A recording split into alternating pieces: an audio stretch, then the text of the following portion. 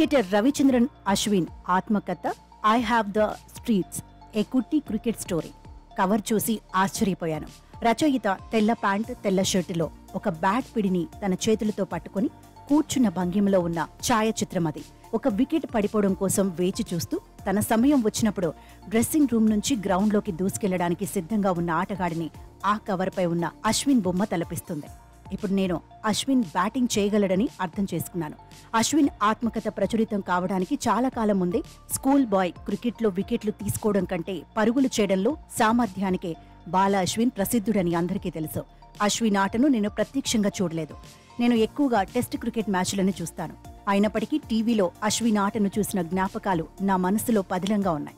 నా మనోనేత్రంలో ఒక fast bowler వేసిన బంతిని అశ్విన్ ఎంత నేర్పుగా సొగసుగా ఎదుర్కొన్నాడో కనిపిస్తూనే ఉంది. బంతిని స్పిన్నర్ తల మీదుగా సైడ్ స్క్రీన్ వైపుకు కొట్టిన దృశ్యము నా మనోనేత్రం నుంచి చెరిగిపోలేదు.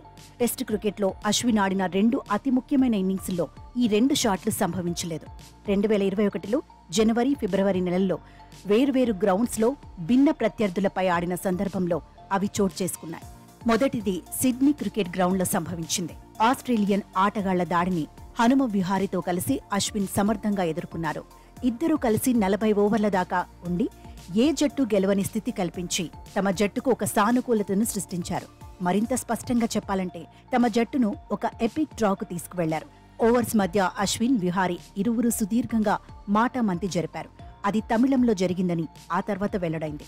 ఇది చెపాక్ స్టేడియంలో క్రికెట్ మ్యాచ్లను వీక్షించేందుకు తరచుగా వచ్చేవారికి సంతృప్తి కలిగించి ఉండవచ్చు. కానీ పొట్టి శ్రీరాములు భావజాల వారసులకు మనస్తాపం కలిగించిందేమో.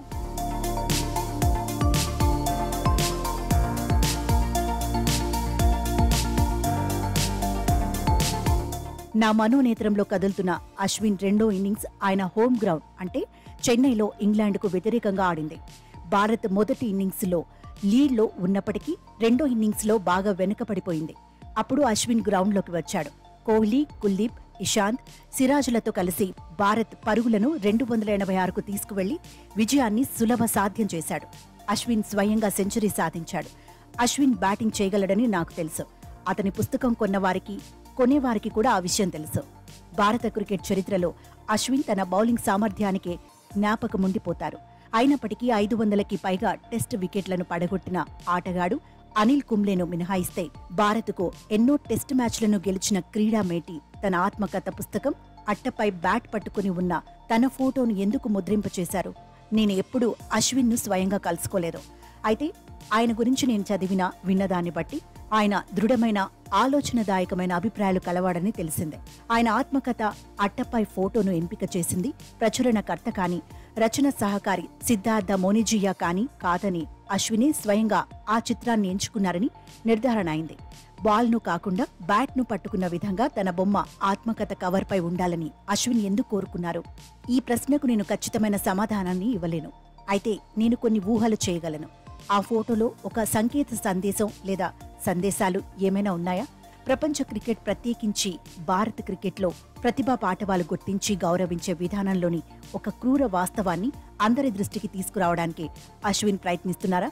ఏమిటి ఆ క్రూర వాస్తవం? కీర్తి, కనకాలు, అభిమానుల ఆప్యాయతలు, ఎక్కువ ఆమోదాలను, మరిన్ని టీవీ ఆమోదాలను, player of the match, player of series అవార్డులను, సెల్ఫీలు, ఆటోగ్రాఫ్లకు, అత్యధికుల అభ్యర్థనలను బౌలర్స్ కంటే బ్యాటర్సే ఎందుకు ఎక్కువగా పొందుతున్నారు? క్రికెట్ అభిమానులు బ్యాట్స్మెన్నే ఎందుకు మిక్కిలిగా గౌరవిస్తున్నారు? బ్యాటర్స్ను ఆ అందమైన ఆట ఉన్నత స్థాయి ఆటగాళ్లు కాగా బౌలర్స్ అధిక శ్రమ చేసే నిమ్న శ్రేణి అధికారులు అనేది ఒక సత్యం. అయితే ఇది సర్వజనామోదం పొందలేదు. బ్యాట్స్మెన్ పట్ల పక్షపాతం, బౌలర్స్ విషయంలో వివక్ష చూపే ధోరణులకు వ్యతిరేకంగా నేను చాలాసార్లు వాదించాను. అయితే నా గోసను ఎవరూ పట్టించుకోలేదు. తన ఆత్మకథ అట్టపై ఫోటో ఎంపిక క్రికెట్లో తనకు ఉన్న సమున్నత స్థానంతో అశ్విన్ ఆ సత్యాన్ని మరింత సున్నితంగా, మరింత సూక్ష్మంగా చెప్తున్నారా? మ్యాచ్ను గెలిచిన బ్యాటర్లకు, మ్యాచ్ను గెలిచిన బౌలర్ల కంటే ఎక్కువ ధనలాభం, పేరు, ప్రఖ్యాతలు ఎలా లభిస్తున్నాయో చాలాసార్లు మాట్లాడాను, విపులంగా రాశాను. దురదృష్టకరమైన విషయం ఏమిటంటే బౌలర్ల పట్ల వివక్ష డబ్బుకు సంబంధించిన వ్యవహారాలకే పరిమితం కాదు. ప్రముఖ బ్యాట్స్మెన్ స్టీవ్ వా, రికీ పాంటింగ్లో ఆస్ట్రేలియా టీంకు వరుసగా 57, 72 సార్లు కెప్టెన్లుగా ఉన్నారు. అయితే అద్భుత బౌలర్ అయిన షేన్ వాన్కు ఒక్కసారి కూడా కెప్టెన్సీ బాధ్యత అప్పగించలేదు. షేన్ వాన్ ఒక ప్రతిభావంతుడైన క్రికెట్ వ్యూహకర్త. స్టీవ్ వా పాంటింగ్ కంటే షేన్ వాన్ నిస్సందేహంగా మరింత విజయవంతమైన కెప్టెన్ అయి ఉండేవాడనడంలో నాకెలాంటి సందేహం లేదు. టీమిండియా కెప్టెన్ల ఎంపికలో కూడా ఈ పక్షపాతం కనిపిస్తోంది. విరాట్ కోహ్లీ 69 టెస్టు మ్యాచ్లలోనూ, రోహిత్ శర్మ 16 టెస్టు మ్యాచ్లలోనూ కెప్టెన్గా ఉన్నారు. అయితే అశ్విన్ ఒక్కసారి కూడా టీమిండియాకు కెప్టెన్గా లేరు. మొదటి ఇద్దరు బ్యాట్స్మెన్ కాగా అశ్విన్ ప్రధానంగా బౌలర్ కావడమే అందుకు కారణం కావచ్చు. అయినప్పటికీ ఇండియా తరపున ఆడిన క్రికెటర్లలో అశ్విన్ అత్యంత ప్రతిభావంతుడు అనే విషయం మనకు తెలుసు. ఈ మద్రాసు ఆటగాడికి కెప్టెన్ అయ్యే అవకాశం లభించి ఉంటే ఆయన భారత్కు మరింత మహత్తర విజయాలు సాధించేవాడనడంలో సందేహం లేదు. స్పిన్ బౌలర్లు సైతం సాటిలేని మేటి టెస్ట్ కెప్టెన్లు కాగలరని ఇంగ్లాండ్కు చెందిన రే ఇల్లింగ్వర్త్, ఆస్ట్రేలియా ఆటగాడు రిచీ బెనోడ్లో నిరూపించలేదు. ఆ కోవలోని వాడే మన అశ్విన్ కూడా.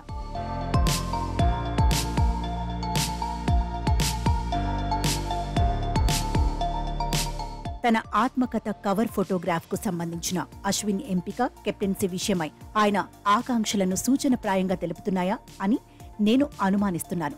కెప్టెన్సీకి అశ్విన్ అర్హుడు. ఆయన చాలా హుందాగా వ్యవహరించే వ్యక్తి, భ్రమలు లేని మంచి మనిషి.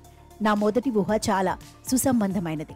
గ్రౌండ్లోనూ గ్రౌండ్ వెలుపల బ్యాటర్లు, బౌలర్ల పట్ల వ్యవహరిస్తున్న తీరుతెన్నులలో వ్యత్యాసాన్ని, వివక్ష గురించి క్రికెట్ అభిమానులకు అవగాహన కల్పిస్తున్నాడని నేను భావిస్తున్నాను.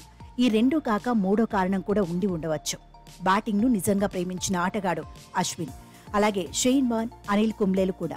షేన్ వాన్ రాసిన 5 పుస్తకాలలో 2 ఆయన ముఖం ఉండగా మిగతా 3 పుస్తకాల కవర్పై బౌలింగ్ చేస్తున్నట్లుగానో లేక వికెట్ను పడగొడుతున్న ఫోటోలున్నాయి. కుంబ్లే ఆత్మకథ ఇంకా రాలేదు.